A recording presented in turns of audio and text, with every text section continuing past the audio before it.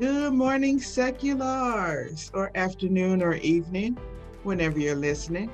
I am your host, Sunny Secular, and on today's podcast, we're welcoming a special guest. It is former preacher 2021, known on TikTok.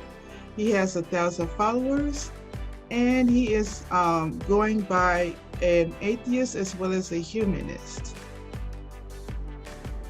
Former preacher, how are you? I'm doing fine. How are you? I'm doing all right. Thank you for joining us today. Well, thank you for having me. I appreciate you having me on. All right. Okay, so I'm going to get to some questions here, get right to it. Skip the intro and everything.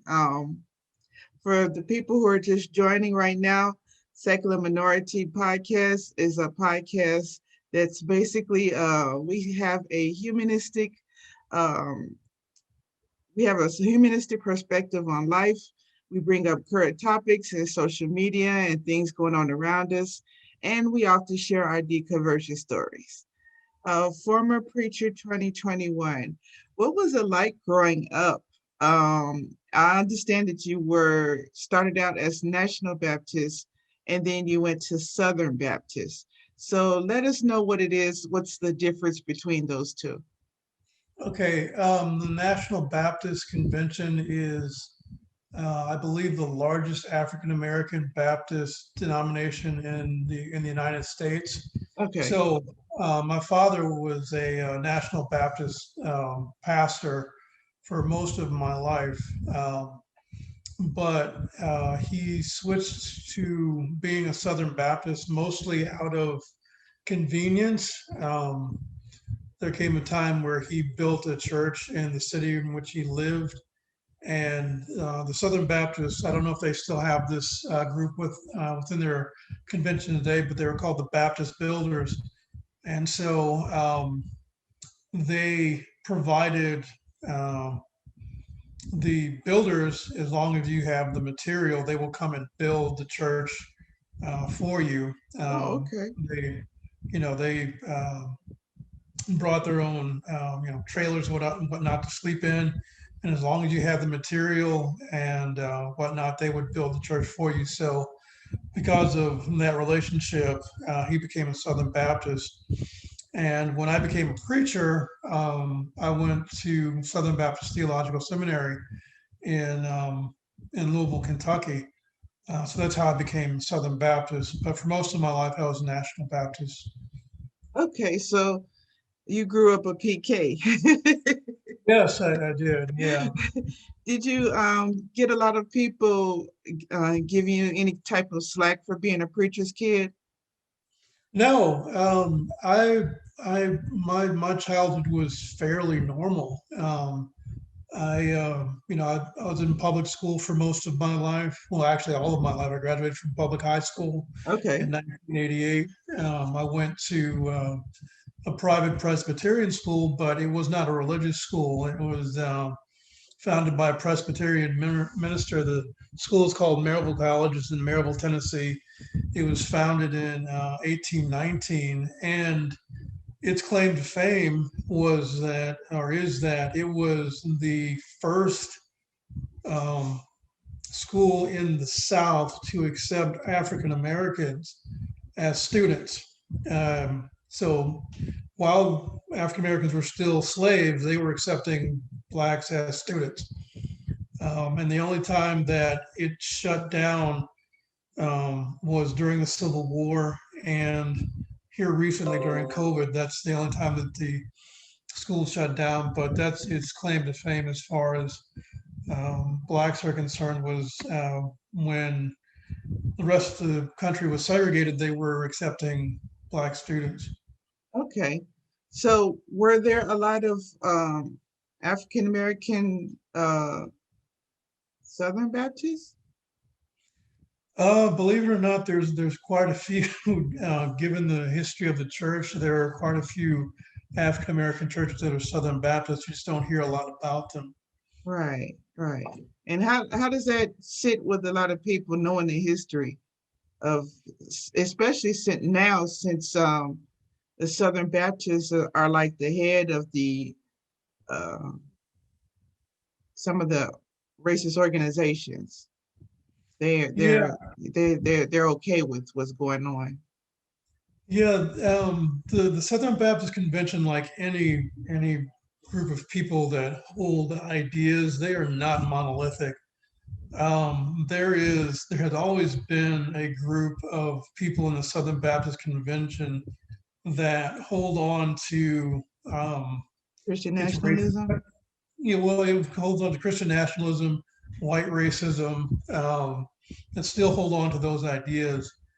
But more and more, there are those within the Southern Baptist Convention that are speaking out against those ideas. They're a small minority, but they are becoming more vocal. The most prominent one was, I can't remember the man's name, but when the Southern Baptist Convention pretty hitched their train to the Trump presidency, there was a man who was the head of their morals and ethics committee who basically told them to their face that this goes against everything that we stand for as Southern Baptists. And if I'm not mistaken, he lost his position in the Southern Baptist Convention for taking that stand. So what we see in the media about the Southern Baptist Convention is all of the stuff that they're already known for. Right. But if you dig a little bit deeper, you will find that there are people there that are fighting within the system to try and change it. And it's a tough fight for them because those racist ideas and racist ways are really deeply entrenched historically and institutionally within that denomination. Now, are the Southern Baptists synonymous with the prosperity preachers? No, they are not. And as a matter of fact, if you talk to many Southern Baptists, they look down on the Joel Steens and the TD Jakes Yeah. and the I can't remember his name now, but the guy who felt like the best way to handle COVID was to spit on it. Oh yeah. Um, I forgot his name yeah, too. I yeah, know who you talking about, the blower. yeah. So yeah, a lot of Southern Baptists don't identify with that. As a matter of fact, um, they consider it anti-biblical or unbiblical and just not real, authentic Christianity. Right. Okay. So since you were into the religion as in born in, and then it was indoctrinated upon you from your parents. Then when you got to be a teenager and in college years, did things start changing for you, or how long was it before you had that aha moment? Um, Actually, my apostasy uh, began before um, I got to college. I guess I have to sort of explain that. Okay. My parents, even though my father was a pastor, my mother's a minister too, by the way.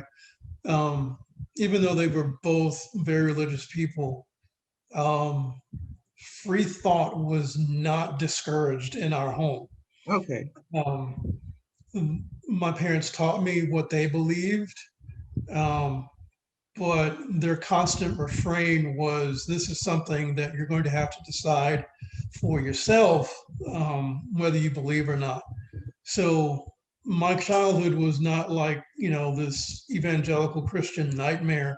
I had a pretty normal childhood. I was able to listen to pretty much whatever music I wanted to listen to. My parents took me to R-rated movies. Oh, Um, really?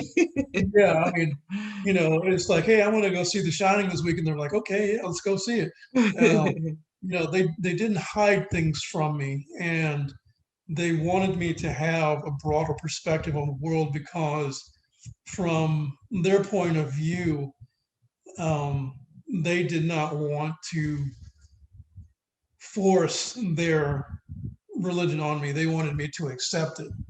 And so they presented it to me as, there's these beliefs that we have. Now you go out and, you know, we're going to show you the broader world. We traveled a lot to different places. And, like I said, they didn't take me out of public school to save me from learning, evolution. They said, go ahead, learn it. And we talked about it and I learned their perspective. And so mostly my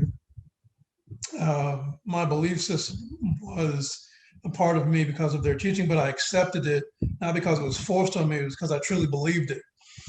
But there was always those questions in the back of my mind that ran counter, like when I was learning about evolution, there's always a question, okay, so how do I square this with the Bible, which I'm learning in church, and I'm learning evolution in school, and I talked to my parents about it, and those answers that they gave me did not mesh. It's like Right, right. that doesn't make a bit of sense. But even though it didn't mesh, my parents was like, look, this is something that we believe on faith and not necessarily on the evidence. The evidence is the faith in our experience on because of our reliance on our faith. And many of the things that I watch my parents go through as ministers bolstered my faith. I'll give you an example. My dad pastored a church for 13 years, and for 12 out of those 13 years, they tried to fire him. Oh Okay. no. Over silly stuff. The church the building itself had cracks that ran from the ceiling into the foundation. Okay. And the town in which we lived in was seismically active. So if there came a strong enough quake, that building would have collapsed. And they fought him tooth and nail to try and build a new building. All right. So a lot of the things that they did to my parents were very nasty and underhanded. And I was like, these are Christian people, really? And, but they never once, tried to back out or quit. They never, lost their temper with any of the church members. And so from a child's perspective, it's like, this is the power of faith. This is how you fight your battles. And so those were very powerful experiences for me. And that's why I held on to my faith for so long. But when I got to seminary, that's when the veneer sort of fell, because much of what I learned in church, the opposite was taught in seminary. For example, in growing up in church, I was taught that, Moses wrote the first 5 books of the Bible. In seminary, I learned that we don't know who the writers are. Right. And I'm like, wait a minute, we don't know who the writers are of the Bible? Right. And, it was like, okay, so if we don't know who the writers are, then Where did it come from? Why did they say it was Moses? Right. Why did they say it was Moses? And what really made me feel stupid was, the professor said, not only did Moses not write the first 5 books of the Bible, but if you read the Bible for yourself, which I had never done, you can tell that it's not written by Moses. And so I learned a lot of things. I learned how to read the Bible closely in seminary. And the closer I read the Bible, the more it dawned on me that what I had always been taught and learned was not true. But it took me a while, probably about 20 years after seminary, to get to the point to where I just said, you know what, I don't believe this anymore. Right, right. I was still trying to hold on to my faith. It's like, it's all about faith. It's all about faith. But at a certain point, faith is not enough to say this is the truth with a capital T. So let me go back to what you said about your parents. Do you think now that you're, an adult looking back, Do you think that maybe they were too passive when it came to other people aggressively coming at them the way they did? Do I think they were too passive? Yes. No, I don't think so at all because my parents are the type of people that, they fight in different ways. Uh-huh. And, um, you know, their, from their point of view is, God fights their battles.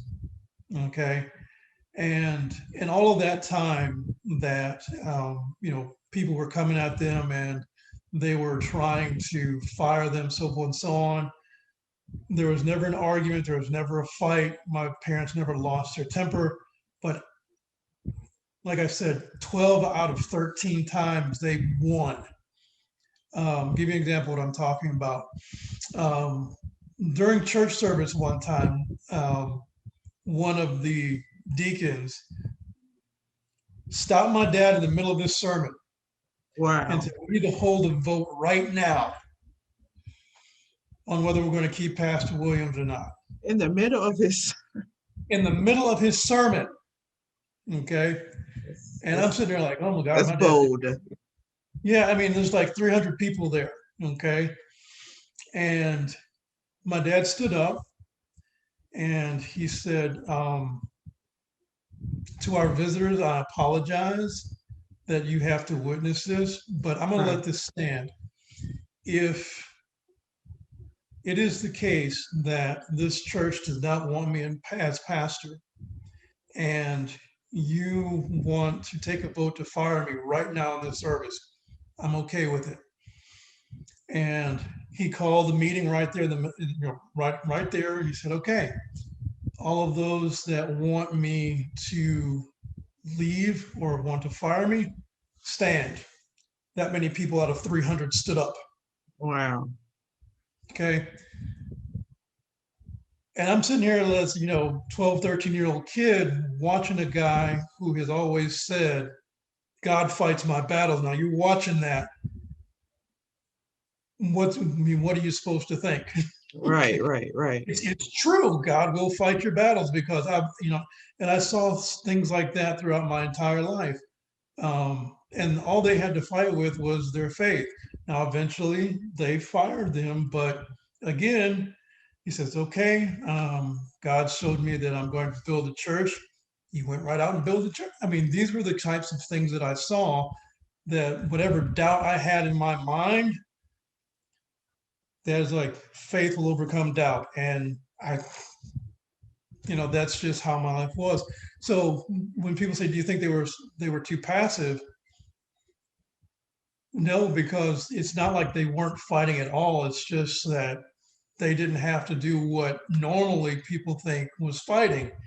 Um, and so I, you know, like I said, from the time I was a kid until I got to, into seminary, that was what was the foundation of my faith, was my experiences watching my dad and so forth and so on, go through all the things that he did. But um, like I said, when I got to seminary and I started looking at the the, the nuts and bolts of the religion, it it it just didn't make any sense to me.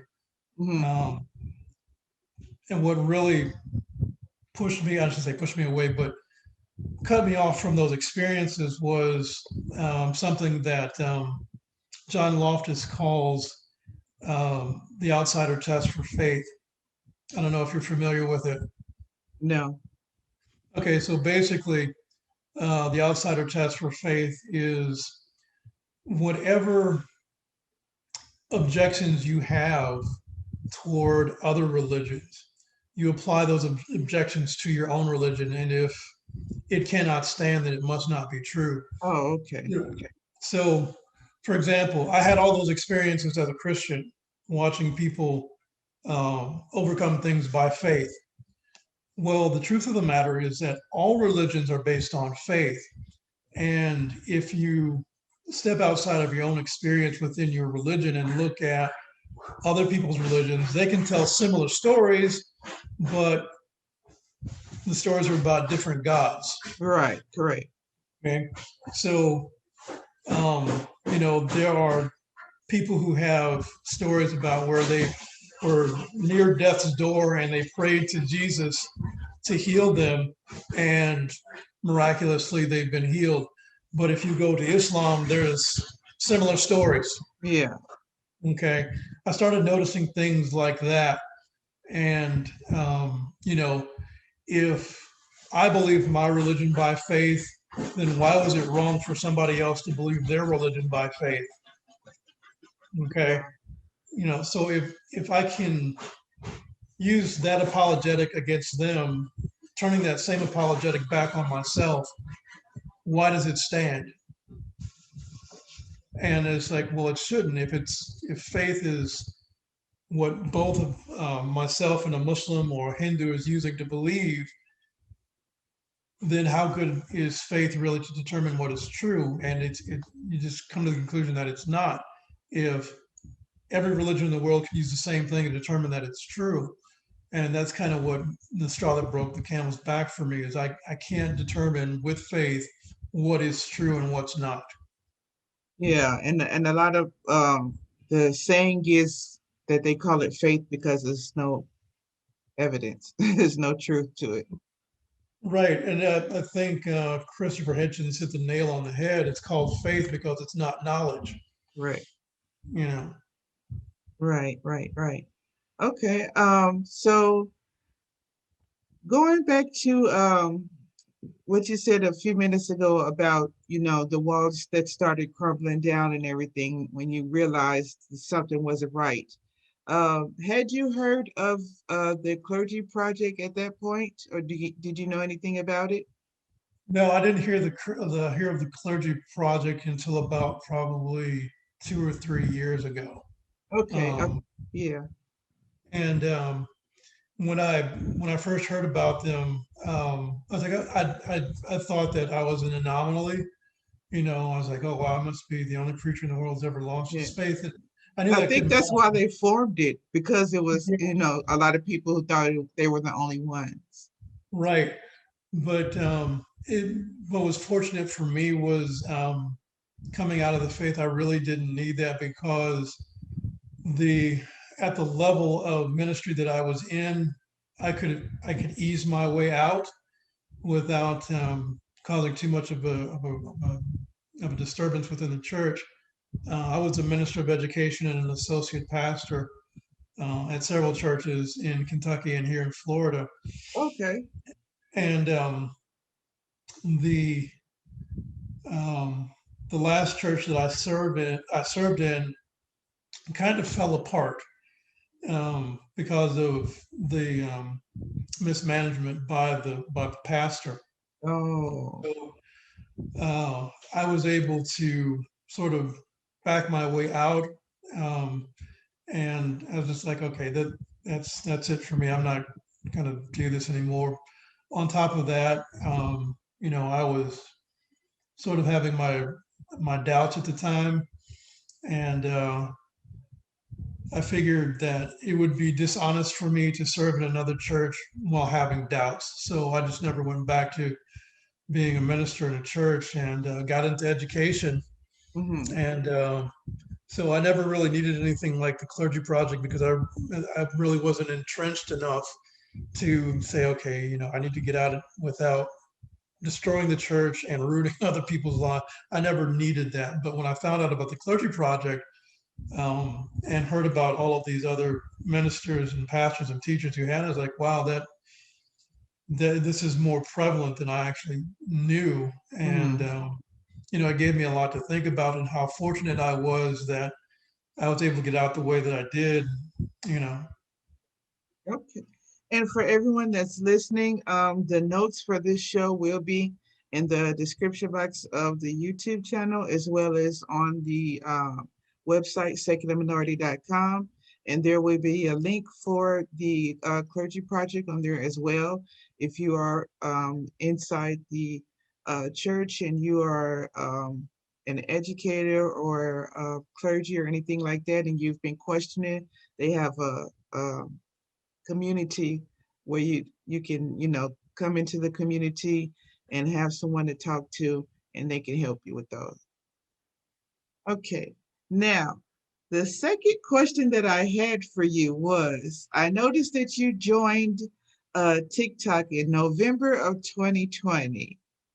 Hmm. What made you decide to join the TikTok community, first of all, and how do you come up with your material for your page? I was talking to a coworker about that earlier today. Yeah, I got tired of Facebook because it just became a swamp of trolls. Yeah, me too. Yeah, and I was just like, I'm done with social media. But then some friends of mine would send me things on TikTok, and some of my family members would send me things on TikTok, and they were hilarious. So I made an account. I just started looking, and it was like, hey, this is some pretty cool stuff. So the first stage was like, okay, I'm just going to watch, you know, and then the second stage is, well, let me put some stuff up, Yeah, and then that's I all don't it know how, takes. yeah, and I don't know how this happened. I don't know how the algorithm was able to read my mind, but I started getting stuff from atheists, like Atheist Jesus and Jeff the Atheist Troll and some other people. And then I started getting religious stuff, and I was like, oh, this is an outlet for all the stuff that's going on in my head. So I started posting my stuff. So a lot of my material comes from just, like a lot of people, just responding to things that people say. And I wanted to be a little bit different. I mean, a lot of the stuff that I was seeing was, kind of um, jaded and pointed. I wanted to take a more um, calm and um, measured approach because that's how I am in real life. So most of my material came, like I said, came from responding to other people, and then I just didn't want my channel to be about atheism. So if you go to Former Preacher 2021, you'll see a whole bunch of funny stuff and Yeah, political stuff and activists, for LGBTQ and African American stuff there. So I wanted to be a variety of things and, not just one thing. And I just didn't want it to be me on my channel because there's a lot of small content creators there that I think, need, not that I'm a big content creator, but, just so that people know that they're out there, you know. right. Yeah. Okay. All right. So usually during the podcast, I take off the atheist hat and then I put on the social media hat. So now it's time to put on the social media hat. And Mhm. the topic that I wanted to talk to you about this time was a couple of days ago. Well, actually, it's been going on for 2 or 3 days on TikTok, not TikTok, I'm sorry, on Twitter. Um, we have incidences that are going on at the same time. You have, the pandemic going on. People, worried about getting their shots. Then you have the trial going on with Derek Chauvin. Everything is at the same time. So, in your opinion, um, I've heard a lot of people say, well, I used to be for Black Lives Matter organization, but then they started, starting fires and things like that. And technically speaking, all over TikTok, there have been plenty of videos and things like that showing that it wasn't them who was Mhm. starting the fires.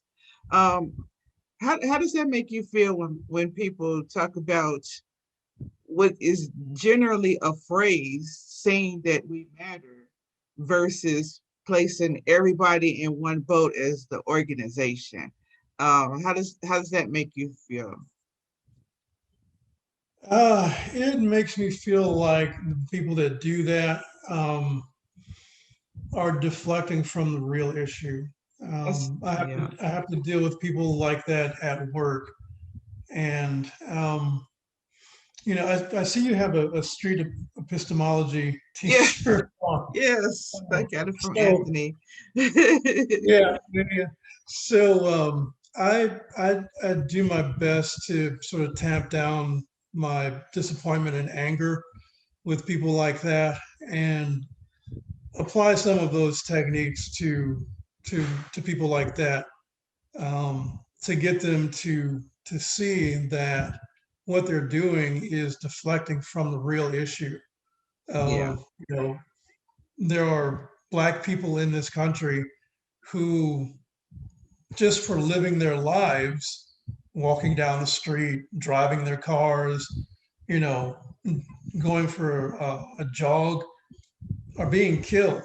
And to deflect to our cities are burning because of this is nothing but a deflection to me. And so that's kind of what I feel about people who say that. Yes, it is wrong that during these protests this happens, but it's not the Black Lives Matters protesters that are doing it. It's other people other with other people. Yeah, agendas that are doing this. yeah. And to say it's everyone involved is just another way of not having to deal with the issue that's facing this nation. Right. And to me, it kind of tells a little bit about the person that's saying it, because um, if you feel like the what do you call them? If you feel like that the agitators who are causing drama and the protesters are the same person, aren't you really saying all Black people look alike? Hmm. Yeah. I And feel like you really you really saying that we all look alike, because you can't yeah, tell a person with a sign between a person with a fireball. right, right. Yeah. And not only that, I think But the insurrection is okay though. yeah, yeah. Yeah, that's another thing I was thinking about earlier today is the hypocrisy of you have an issue that's real in this country of Black men being gunned down by police officers and the protests that happened over that, and then you have this insurrection that happened um, on January 6th of this year that had a foundation of lies, Basically. you know, of lies. I mean, you had the whole thing about, the stolen election, and also you had this idea that there are these conspiracy theories that was being um, spouted by QAnon about satanic pedophiles taking over the government, and raping children, none of which was substantiated. But you had a protest and insurrection in which the government was nearly overthrown on lies, Yeah. over lies. And people say, there's some people who think that that was a good thing. And I'm like, but there's this thing that we have evidence for, it's historical, and we're talking about centuries of evidence that this is a problem. But this phenomenon of, this cabal and stolen elections, which has no evidence whatsoever, that's what you want to, that's the hill that you want to die on. That is the epitome of hypocrisy and willful ignorance, in my opinion. Now, I know I'll probably tick somebody off, but who cares?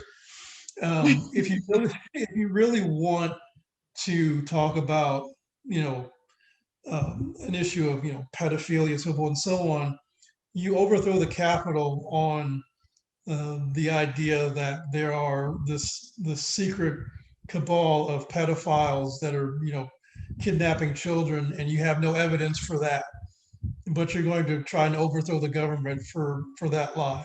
Right. But you have a religious institution right now that we know molests, rapes, and murders children, but not one of their churches have been stormed.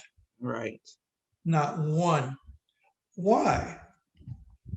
Oh, it's the church. It's not all of them that are bad. It's just a few bad apples, Yeah. a few priests. Mhm. And I'm thinking to myself, okay, so what?